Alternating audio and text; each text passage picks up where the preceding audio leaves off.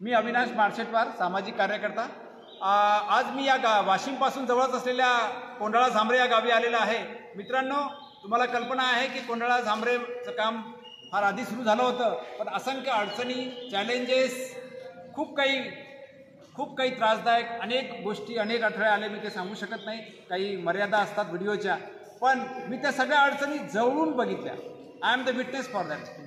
परंतु ह्या सगळ्या अडचणीवर मात करत करत इथले जे काही 6-7 वॉटर हिरो आणि आणखी 1-2 लोकांच्या तपस्या म्हणा, त्याग म्हणा, संघर्ष करण्याची तयारी म्हणा, या सगळ्यांचं मिश्रण म्हणजे आज मला सांगताना आनंद होतो की आज तारीख 25 मे दुपारचे 4:30 वाजलेले आहेत आणि 1071 जलतारे यांनी पूर्ण केलेले आहेत।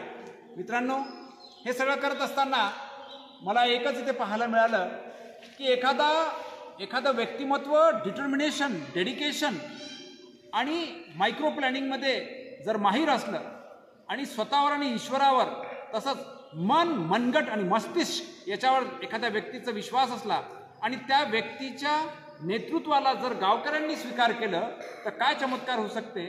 स्पर्धेमध्ये कोण पुढे कोण मागे आहे या विषयापेक्षा तुम्ही संघर्षामध्ये तुम्ही भूमिका अदा केली, रडत बसले का, थांबत राहिले का, हे न बघता या गावाविषयी लाखो रुपयाचं दान आलं म्हणून अफवा पण पूर्ण जिल्ह्यामध्ये मी ते डोळ्यांनी पाहिल्या, ऐकल्या, मला लोकांनी सांगितलं। मी सगळ्यांना त्यांचं खंडन केलं की कुठल्याही प्रकारच्या लाखो रुपयाच्या देणग्या आलेल्या नाही।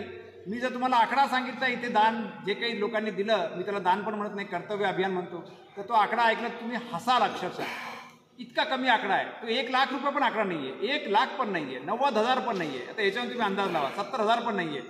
पण अशा परिस्थितीमध्ये 1071 जलतारे पूर्ण व्यवस्थित पूर्ण करणे हे खूप मोठी गोष्ट आहे। मी सगळ्यांना विनंती करेल की ज्यावेळेसही तुम्ही इथून जाल, इथे मोठा हायवेचं, नॅशनल हायवेचं काम चालू आहे, तर आमचं जुनं जे शास्त्रामध्ये नमूद केलेलं आहे, शास्त्रामध्ये त्याचा उल्लेख केलेला आहे, असं कोंडाळेश्वरचं कोंडाळा धाम या महादेवाच्या मंदिराला भेट द्या। इथलं वैशिष्ट्य आहे की प्रत्येक महादेवाच्या मंदिरामध्ये बाहेर नंदी एक असतो, पण या मंदिरामध्ये 2 नंदी आहेत। त्याचे अनेक कारणं आहेत, तुम्ही या पहा।